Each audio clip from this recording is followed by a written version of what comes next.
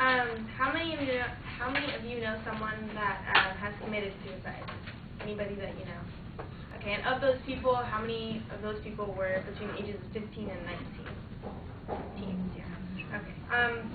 Personally, if you asked me that question like a year and a half ago, I'd say I don't really know anybody. I've known of people, but not really known anyone personally.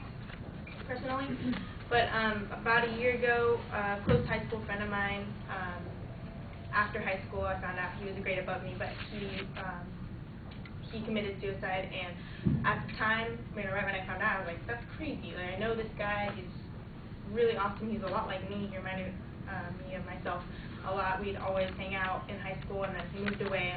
And I later found out that he started getting a little depressed and started doing a lot of drugs. And I had no idea. So when I found out, I was like, that's crazy. But once I whatever. He was 19, and he was in his second year of college, and everyone thought he was starting his life when he knew he was ending it. My friend's death really opened my eyes to the importance of preventing teen suicide. Today I'm going to talk to you about the importance of teen suicide. I'll be explaining to you the causes of it, what the warning signs are, and how we can all prevent someone from attempting. Back when I was in high school, we'd always get these, kind of like Red Ribbon Week, but we'd have like Yellow Ribbon Week. You guys probably had it, I don't know. It's Suicide Prevention Week, and we'd always have these assemblies, and people would come in talking about their kids and like how they committed suicide. And I always thought, that doesn't really relate to me, that doesn't relate to me. It's just that it,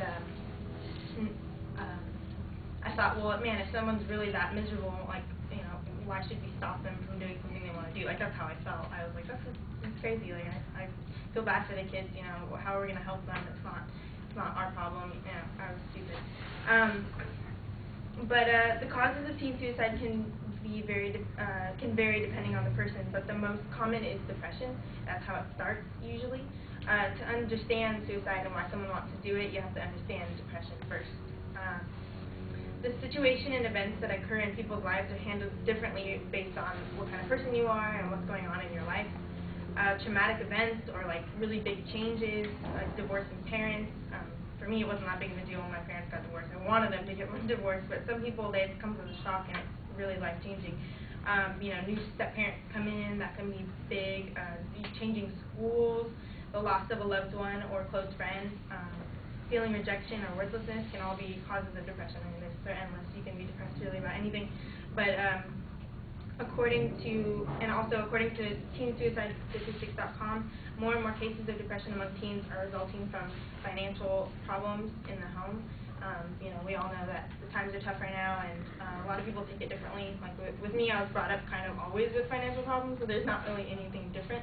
But a lot of people, their parents don't really talk to them about money and stuff, and so when they realize, oh, I have to move my house, or something big's going on, and I have to change schools or something and move to a different area, it comes to a shock to a lot of people, and it can get someone into that type of depression. Depression is really dangerous because if it's not treated with care, it can lead to alcohol and substance abuse, and depression could actually become worse if it's not treated. When someone wants to commit suicide, you have to remember that the person doesn't necessarily want to die. They just want to escape from the pain, and for some people, escaping it isn't necessarily that easy. You try to find different ways. Some people go to drugs, some people go to alcohol. It depends. And according to the AAP, which is the American Association of Pediatrics, 75% of people that commit suicide are depressed. So, if you're unsure about if someone is suicidal or not, it's important to look for signs. Signs of suicide can be anything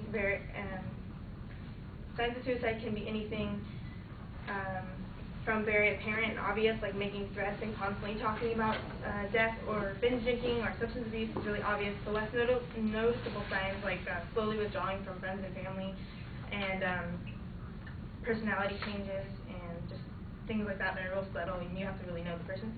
And now that you know some of the causes and the signs of depression, I'll show you the ways that you can prevent someone you know from attempting suicide. According to that same website, teensuicidestatistic.com, there are 3 methods of prevention or treatment.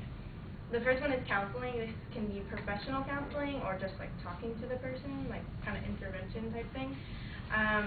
And I think that's the most effective, and that's the first thing that you should try. And if that doesn't work, there's a residential treatment, which kind of sounds mean. It's like sending them away, and then you get this 24-hour watch, and like you literally can't kill yourself.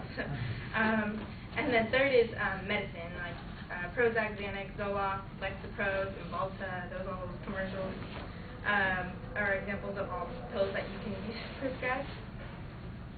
Personally, I think medicine should be the last resort because I don't know, before doing research and talking to people, I had that have taken these medicines and had good results.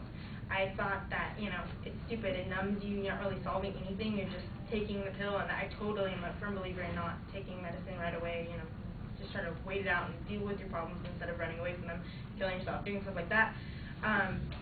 But after talking to some people that have taken this medicine, what I realized is what it does is instead of numbing all your feelings and making you feel like happy when you're not really, what it does is it kind of calms down your emotions a little bit, and instead you're listening to like your rational thoughts and listening to what you need to do to fix the problem, not necessarily solving your problem. You're not really solving anything, you're just trying to tone down your emotions so you can really listen to yourself, Sometimes your emotions are so high that you can't even make rational decisions. So it can clear up problems, and so that's why you should take medicine. It shouldn't be forever. It should just be to deal with your problems and tone down your emotions. So please remember that suicide is very serious, and if you know anyone who is showing any signs or anything, even if they kind of joke about it, but sometimes behind every joke is a little truth. So signs of severe depression or suicidal thoughts, all you need to remember is that talking to them and just showing them love and it can really save their life. I know a lot of friends that, tell me, man, if you didn't talk to me or if you didn't really show appreciation, it take a wrong turn. My best friend has gone through a lot, and I've had to deal with her going from elementary school all the way to high school, and she's changed a lot, and I know that if she didn't have friends like me and my friends, that she wouldn't be here anymore. Even if it's just asking, how are you, or asking to hang out, it can really make all the difference, and it's really important, and we should all be very aware of it.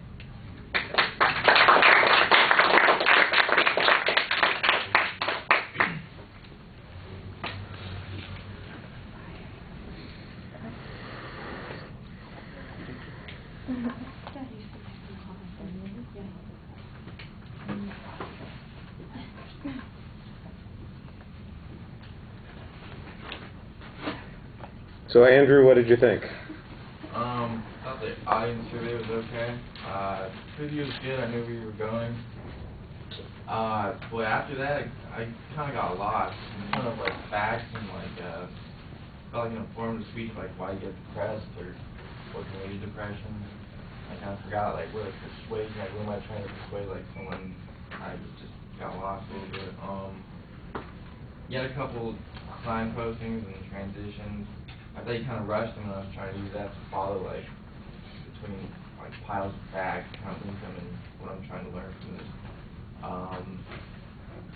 And you had good citation. I heard a bunch of those. It was pretty good, but I just maybe a little more time. And I thought your conclusion was a little bit abrupt from a bunch of facts straight to a conclusion. And you said a lot. Yeah. When you watch it, you can count all the ums and ahs and that sort of thing. It happens. Let's see. Oh, I made a comment here at one point. I just put down gum or dry mouth, and I figured out about 2 minutes into the speech it's a dry mouth, not the gum, because you are kind of rolling your lips and licking your teeth a couple of times, and I couldn't tell for sure at first. I thought, she's not really giving this speech with gum in her mouth, is she? But oh my God. yeah, no, like I said, that's one of those things, maybe you needed a sip of water or something before you got going, because you did seem a little less comfortable as a consequence. I thought the audience survey was okay. This was one where it actually worked out a little bit more effectively than some of the others. I like the example that you had even more, though. Your goal is pretty clearly stated, and I could follow the structure that you had in the speech. Let me stop this.